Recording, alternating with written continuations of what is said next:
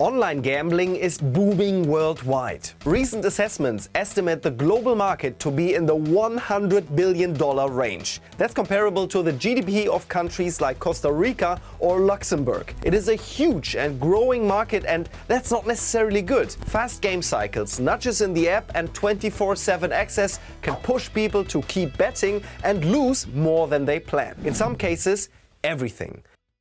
So why is online gambling so addictive and so dangerous? And what can be done to rein in the problem? Let's start with one aspect of the whole thing. Betting a few bucks on your favorite team can seem harmless, but sports betting apps aren't old betting shops gone digital. Beware, they are carefully engineered systems designed to be addictive so that people keep spending money. One tap and you're on. And instantly you're exposed to elaborate manipulation mechanisms. The betting options are endless and often very complicated, intentionally so. Then there are mechanisms that create time pressure. Live betting is possible up to very late in a game, and the developers use all the tricks in the book. Odds flashing, timers counting down the seconds, you're pushed to decide right there and then. In case you consider yourself an expert, apps will exploit that too. You get shown stats, also expert picks and personalized tips. Betting might feel like a skill, but the house always wins. Remember the industry's revenue last year? Most of that is the money gamblers lost.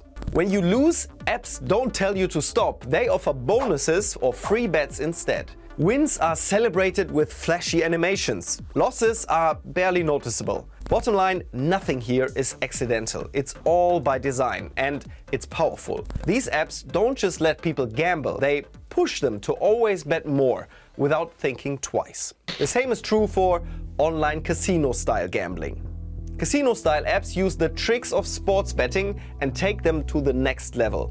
Here, there is no halftime and no next real-life match, just the next spin or the next hand, basically all the time, on your phone. What's more, most slots, roulette, blackjack and poker apps use in-app tokens or credits instead of direct cash bets. The desired effect? Players often treat these virtual currencies as play money, even when they were purchased with real money. This reduces loss awareness and can make people gamble more impulsively. And even worse, algorithms analyze player behavior in real time and use it to identify high-risk or high-spending users. They track data like gaming frequency, time of day, losses and session length, and then tailor bonuses or promotions to keep users engaged. This can become a trap, especially for people with a predisposition to addiction. The WHO estimates more than 1% of adults worldwide have a gambling disorder. People gambling at harmful levels generate around 60% of total gambling losses and are especially targeted by many casino apps. The mechanisms have been known for a while. Why hasn't more been done to rein them in? Online gambling and betting apps are very hard for governments to control. Many of them operate across borders, move money fast and hide behind complex tech. A lot of them use cryptocurrencies. They very often simply ignore local consumer protection laws. So why not simply ban them altogether? If they are known to be addictive and harmful by design? Well, many governments make a lot of money from legal gambling. Yeah, through taxes or licensing fees. So they are more inclined to allow these apps, even though online gambling is widely regarded as a growing mental health issue. Worldwide, we see different initiatives to tackle the problem though.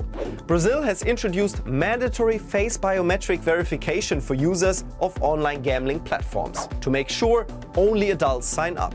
India has reportedly blocked nearly 8,000 illegal betting and gambling sites since a new law came into effect in 2025. And in Europe, there are initiatives for cooperation and data sharing between countries to help tackle illegal or unlicensed online gambling more effectively. Nevertheless, if you want my advice, online gambling, just don't do it. But if you do it, set limits for time and money. Check if your country offers blocking tools. And if gambling is causing stress or debt, reach out to a helpline in your country. Stay cautious. Bye for now.